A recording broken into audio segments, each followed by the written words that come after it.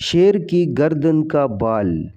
एक औरत पीर साहब के पास गई और कहा कि पीर साहब, मुझे कोई ऐसा तावीज़ दे कि मेरा शोहर मेरी हर बात माने, जो भी मैं कहो वो मेरे ताबे हो जाए। पीर साहब भी दूरंदेश इंसान थे। उन्होंने उस औरत की बात गौर से सुनी और कहा कि ये अमल तो शेर की गर्दन के बाल पर होगा। वो बाल भी आप खुद शेर की गर्दन से उखाड़ कर लाएंगे तब असर होगा, वरना कोई फ़ायदा नहीं होगा। वो औरत बहुत परेशान हो गई और मायूस होकर वापस आ गई और अपनी सहेलियों को बताया। एक सहेली ने मशवरा दिया कि काम तो मुश्किल है मगर नामुमकिन नहीं। तुम ऐसा करो कि रोज़ाना 5 किलो गोश्त लेकर जंगल जाया करो और जहाँ शेर आता है वहाँ डालकर चुप जाओ। कुछ अरसा बाद शेर के सामने जाकर डालो, वो गोश्त का आदी हो जाएगा।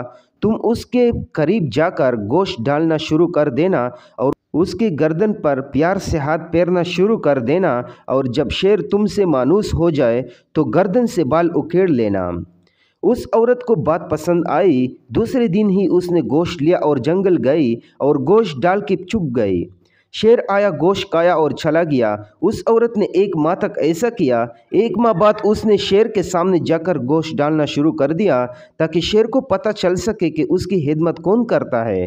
कुछ अरसा बाद शेर भी औरत से मानूस हो गया था।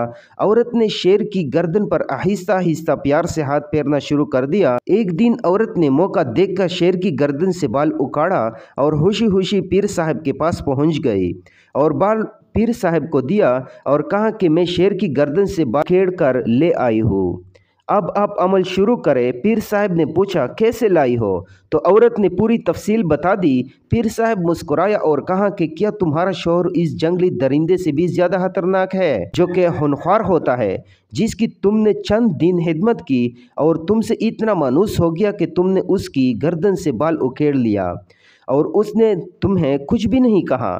तुम्हारे शोहर के साथ भी पेट लगा हुआ है, तुम उसकी खिदमत करो। जब जंगली दरिंदा खिदमत से इतना मानूस हो सकता है, एक बशूर इंसान भी आपके ताबे हो सकता है।